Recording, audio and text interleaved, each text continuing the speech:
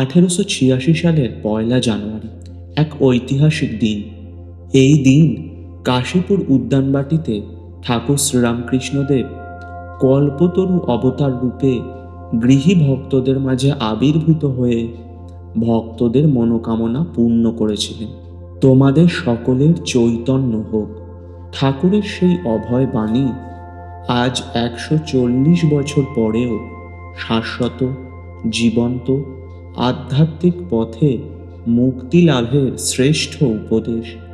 আজ থেকে 140 বছর আগে কল্পতরু দিবসের সেই বিশেষ দিনে ঠাকুরের পাদপদ্মে কোন কোন ভক্ত উপস্থিত ছিলেন, ঠাকুর তার কোন ভক্তকে কি আশীর্বাদ প্রদান করেছিলেন, এই বিষয়ে লিখিত তথ্য থেকে যে সকল আশীর্বাদপ্রাপ্ত বিশিষ্ট ভক্ত ও তাদের অভিজ্ঞতা নিশ্চিতভাবে জানা যায়, তাদের কথাই এই ভিডিওতে আপনাদের বলবো। কল্পতরু দিবসে ঠাকুর শ্রীরামকৃষ্ণদেবের আশীর্বাদপ্রাপ্ত কয়েকজন বিশিষ্ট ভক্ত হলেন গিরিশচন্দ্র ঘোষ। ঠাকুর যাকে 5 শিকে 5 আনা বিশ্বাসী বলেছিলেন। ওই দিন প্রণাম শেষে ঠাকুর গিরিশচন্দ্রকে প্রশ্ন করেন, তুমি যে সকলকে বলো এ অবতার, তুমি এর মধ্যে কি দেখেছ, কি বুঝেছ? উত্তরে গিরিশ ঘোষ করজোড়ে বলেন, ব্যাস বাল্মীকি যার ইয়ত্তা করতে পারেনি, আমি তার সম্বন্ধে অধিক কি আর বলতে পারি। এই কথা শুনে ঠাকুর সমাধিস্থ হন। ঠাকুর দিব্যভাবে অর্ধবাহ্য অবস্থায় হাসি মুখে সকলের দিকে তাকিয়ে বলেন, তোমাদের কি আর বলবো, তোমাদের সকলের চৈতন্য হোক। গিরিশ ঘোষ প্রণাম করে উঠলে ঠাকুর তার বুক স্পর্শ করে নিচ থেকে উপরের দিকে হাত বুলিয়ে চৈতন্য হোক বলে আশীর্বাদ করেন। এই স্পর্শে গিরিশ ঘোষের সর্বাঙ্গে শিহরণ খেলে যায়, তার চোখ দিয়ে অশ্রু ঝরতে থাকে। তিনি জয় শ্রীরামকৃষ্ণ ধ্বনিতে কাশীপুর উদ্যানবাটি মুখরিত করে তোলেন। ঠাকুরের সেই দিব্য রূপ, অপূর্ব জ্যোতিময় মুখমণ্ডল দেখে ভক্তরাও তখন একসঙ্গে জয় রামকৃষ্ণ ধ্বনিতে কাশীপুর উদ্যানবাটি মাতিয়ে তোলে।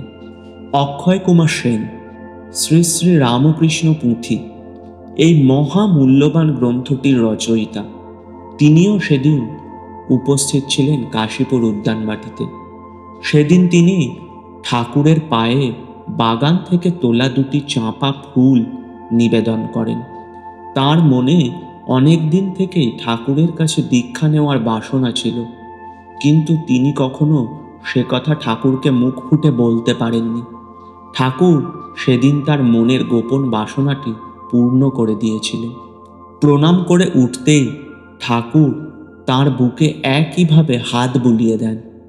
এরপর ঠাকুর তার কানের কাছে মুখ নিয়ে গিয়ে তাকে মহামন্ত্র দান করে দীক্ষা দেন। কল্পতরু দিবসের পুণ্য লগ্নে এমন দীক্ষা দান এক অবিস্মরণীয় ঘটনা। আর এমন মহান সৌভাগ্যের অধিকারী হয়েছিলেন অক্ষয় কুমার সেন মহাশয়। নবগোপাল ঘোষ, হাওড়ার রামকৃষ্ণপুর নিবাসী। নবগোপালবাবু এদিন ঠাকুরের শ্রীচৈতন্য রূপ দর্শন করেছিলেন। ঠাকুর তাকে বারংবার রামকৃষ্ণ নাম উচ্চারণ করতে বলেন। এরপর থেকে নবগোপাল বাবুর মুখে সর্বদাই জয় রামকৃষ্ণ ধ্বনি লেগে থাকত। নবগোপাল ঘোষের বাড়িতে স্বামী বিবেকানন্দ ঠাকুরের প্রণাম মন্ত্রটি রচনা করেছিলেন। ওনার বাড়ির ঠাকুর ঘরেই প্রথম উচ্চারিত হয়েছিল শ্রী শ্রী ঠাকুরের প্রণাম মন্ত্র। অতুলচন্দ্র ঘোষ, গিরিশ ঘোষের ছোট ভাই, কলকাতা হাইকোর্টের উকিল। ঠাকুর তাকে স্পর্শ করে আশীর্বাদ করা মাত্রই তার মন অনির্বচনীয় আনন্দে পরিপূর্ণ হয়ে ওঠে। উপেন্দ্রনাথ মুখোপাধ্যায়, বসুমতী সাহিত্য মন্দিরের প্রতিষ্ঠাতা। পত্রিকার কারণে তিনি খুব অর্থকষ্টে ভুগছিলেন। এমনকি প্রথম জীবনেও তিনি খুবই গরিব ছিলেন। কল্পতরু দিবসের এই বিশেষ দিনে ঠাকুর তাকে তোর অর্থ হবে এই বলে আশীর্বাদ করেন। পরবর্তীতে তিনি প্রভূত সম্পত্তির অধিকারী হন এবং সারা জীবন ঠাকুর তার সন্ন্যাসী সন্তান ও অনুরাগী ভক্তদের সেবায় অতিবাহিত করেন। রামচন্দ্র দত্ত মহাশয় জগদ্দান মঠের প্রতিষ্ঠাতা ঠাকুর শ্রীরামকৃষ্ণের যে গুটিকয় ভক্ত সর্বসমক্ষে তাকে অবতার বলে প্রচার করেছিলেন, তাদের মধ্যে প্রথম এবং অন্যতম রামচন্দ্র দত্ত। ঠাকুরকে প্রণাম করে এদিন তার পায়ে ফুল দিয়ে পুষ্পাঞ্জলি নিবেদন করেছিলেন। ঠাকুর তার বুকে চৈতন্য হোক বলে আশীর্বাদ করেন এবং হাত বুলিয়ে দেন। বাকি জীবনটা তিনি জগদ্দান মঠে অতিবাহিত করেন। কলকাতা তথা বাংলায় রামদত্ত মহাশয়ের উদ্যোগে এরপর থেকে প্রতি বছর জগদ্দানে কল্পতরু উৎসবের সূচনা ঘটে। ঠাকুরের কল্পতরু অবতার রূপে ধরা দেওয়ার এই বিশেষ দিনটি তার উদ্যোগে চিরস্মরণীয় হয়ে যায়। হরমোহন মিত্র ইনি ছিলেন স্বামী বিবেকানন্দের সহপাঠী ও বন্ধু। ঠাকুর ও স্বামীজির ভাবধারা প্রচারের জন্য ছবি এবং পুস্তক নিজের খরচে ছাপিয়ে বিনামূল্যে বিতরণ করতেন। ম্যাক্স মুলার প্রণীত শ্রীরামকৃষ্ণ জীবনী গ্রন্থটি এদেশে প্রথম প্রচার করেন তিনি স্বামী বিবেকানন্দের সহপাঠী ও বন্ধুও ছিলেন। তবে এই বিশেষ দিনে ঠাকুর তাকে স্পর্শ করলেও তাকে কোনো আশীর্বাদ প্রদান করেনি। তোমার আজ থাক এই বলে তাকে ফিরিয়ে দেন, যদিও পরবর্তীকালে ঠাকুর এনাকে আশীর্বাদ প্রদান করেছিলেন। ভূপতি কলকাতার রাজবল্লভপাড়া নিবাসী ভূপতি মহাশয় ঠাকুরের কাছে সমাধি প্রার্থনা করেছিলেন। ঠাকুর তাকে কৃপা করে বলেছিলেন, তোর সমাধি হবে। বাস্তবিকই তাই হয়েছিল। ঠাকুরের নামে সমাধিভাবে ডুবে থাকতেন ভূপতি মহাশয়।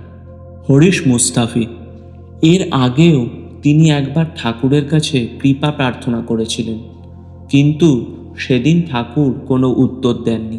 কল্পতরু দিবসের এই দিনে তিনিও উপস্থিত ছিলেন ঠাকুরের পাদপদ্মে। ঠাকুর তাকে হাত দিয়ে বুকে স্পর্শ করা মাত্রই তার চোখ আনন্দ জলে পূর্ণ হয়ে ওঠে।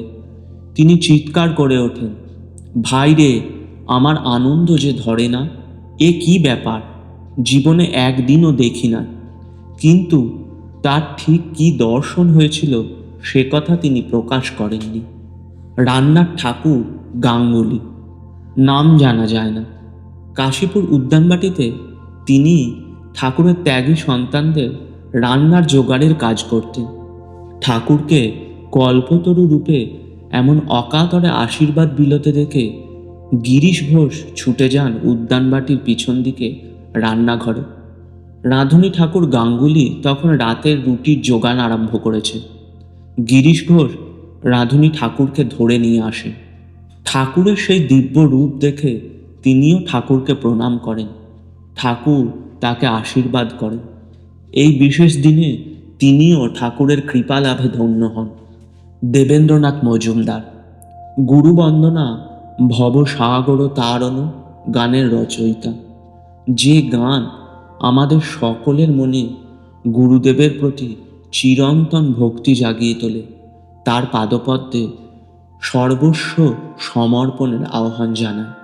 ঠাকুরের অন্যতম গৃহী ভক্ত তিনি ঠাকুরের কাছে সন্ন্যাস চেয়েছিলেন, কিন্তু ঠাকুর তাকে সন্ন্যাস দিতে রাজি হননি। কল্পতরু দিবসের এই বিশেষ দিনে ঠাকুর তার বুক স্পর্শ করে তাকে চৈতন্য দান করেছিলেন।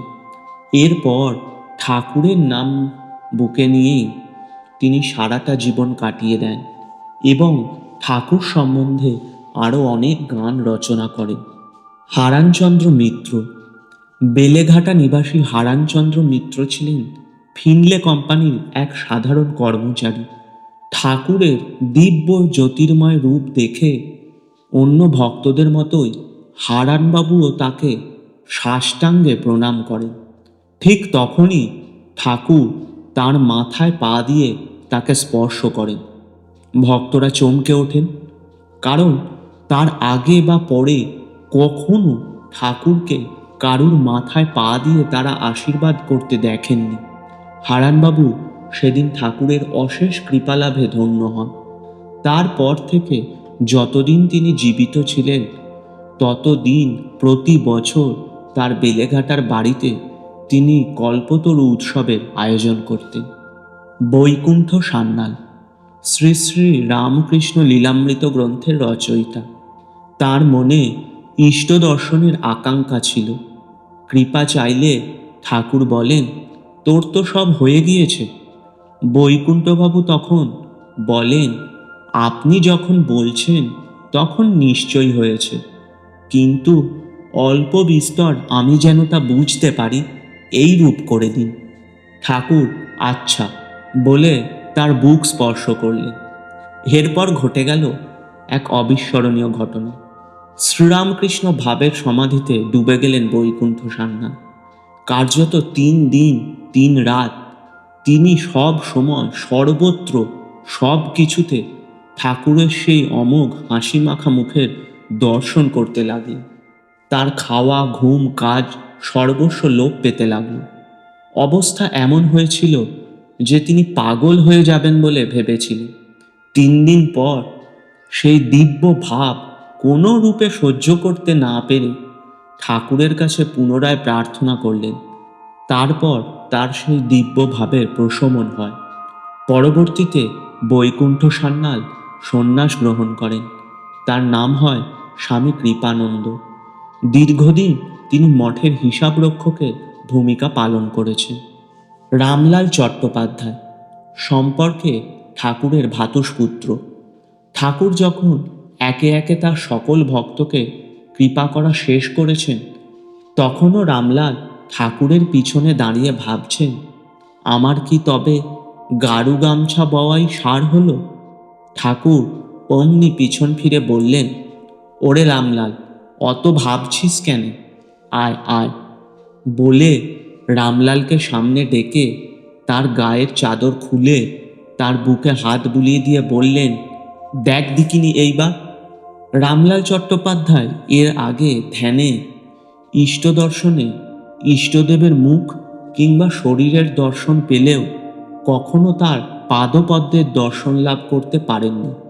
তার মনে সেই বাসনা ছিল যেন তার ইষ্টের শ্রীচরণ দর্শন করতে পারেন, কিন্তু তিনি সে কথা মুখ ফুটে বলেননি। ঠাকুর স্পর্শ করা মাত্রই রামলালের এদিন ইষ্ট দর্শন হয়েছিল। তিনি বলেছেন, আহা, সে যে কি রূপ, কি আলো জ্যোতি, সে আর কি বলবো। এতদিন অবধি কখনো ইষ্টের পাদপদ্ম দর্শন করতে পারিনি। তিনি বুকে হাত দেওয়া মাত্রই ইষ্টের সমগ্র দেহ আমার সামনে ফুটে উঠল। আনন্দে চোখে জল, তার চরণে প্রণাম জানালাম। লিখিত তথ্য থেকে এই সকল ভক্তের নাম জানা গেলেও সেদিন প্রায় 30 জনেরও অধিক ভক্ত উপস্থিত ছিলেন, কিন্তু তাদের নামের কোনো লিখিত প্রমাণ পাওয়া যায় না। এমনকি তারা তাদের দিব্য অনুভূতির কথাও কোথাও লিপিবদ্ধ করে যাননি। তাদের মধ্যে অন্যতম মাস্টার মহাশয় শ্রীম, ঠাকুরের অন্যতম গৃহী ভক্ত মনমোহন মিত্র ও আরও অনেকে। তবে ঠাকুরের স্পর্শে তাদের সকলেরই অপূর্ব আধ্যাত্মিক দিব্য অনুভূতি হয়েছিল। মহাপুরুষ মহারাজ স্বামী শিবানন্দজি কল্পতরু দিবস প্রসঙ্গে একটি অত্যন্ত মূল্যবান কথা দিয়ে আজকের এই ভিডিওটির সমাপ্তি করছি। ঠাকুরের কল্পতরু অবতারে সকলকে ছুঁয়ে দেওয়া নিয়ে মহারাজ বলছেন, তার স্পর্শে হবে না তো কি, তিনি যে স্বয়ং ভগবান। সেদিনও কিন্তু ঠাকুর 2-1 জনকে স্পর্শ করেননি। এখন নয়, পরে হবে, এই বলে ফিরিয়ে দিয়েছিলেন। তাতেই বেশ বোঝা যায় যে সময় না হলে কিছুই হয় না, সময়ের জন্য অপেক্ষা করতে হয়। জয়তু শ্রীরামকৃষ্ণ। ভিডিওটি আপনাদের কেমন লাগলো কমেন্ট করে অবশ্যই জানাবেন। এই রকম ভিডিও আরো দেখতে চ্যানেলটি সাবস্ক্রাইব করে নিন, আর সমস্ত ভিডিওর আপডেট সঠিক সময়ে পেতে আমাদের হোয়াটসঅ্যাপ চ্যানেল জয়েন করুন। ঠাকুর মা স্বামীজির কৃপায় আপনারা সকলে ভালো থাকবেন। জয় ঠাকুর মা স্বামীজির জয়।